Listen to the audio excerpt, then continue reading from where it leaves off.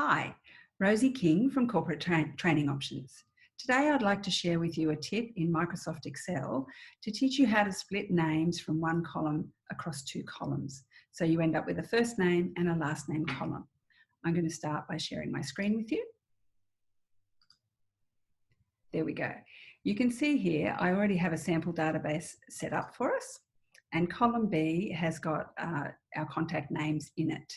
As you can see, the names are together. I want to split that across separate columns.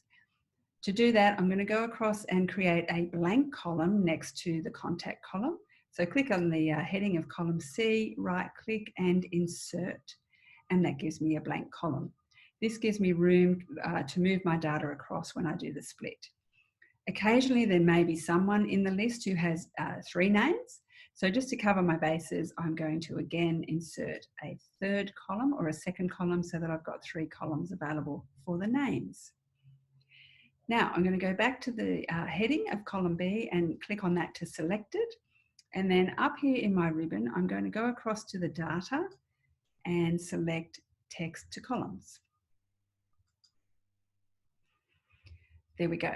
Now you can see here that the text wizard can see a sample of the data that I have showing in my columns, and it already knows that it's delimited in some way. So I'm going to go next. Then I can see that the delimiters could be a range of things. Often when you click on this screen, it will actually have tabs selected. So because we're working with columns, we want to make sure we choose space. And then next. And in this screen, it's telling me that the column data format is general, which is absolutely fine in this example. So we simply finish. There we go.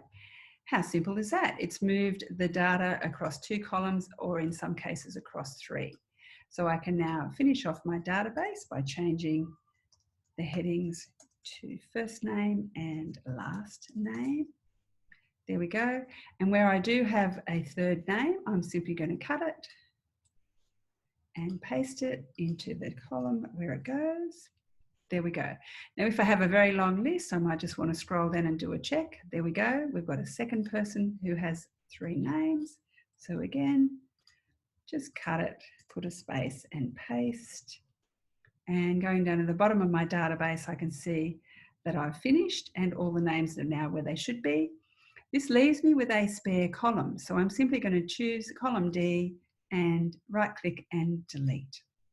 And we are finished. So there you go. That's a quick and easy way on how to split names in a Microsoft Excel column. I hope you've enjoyed today's Microsoft Excel tip. I'll see you next time.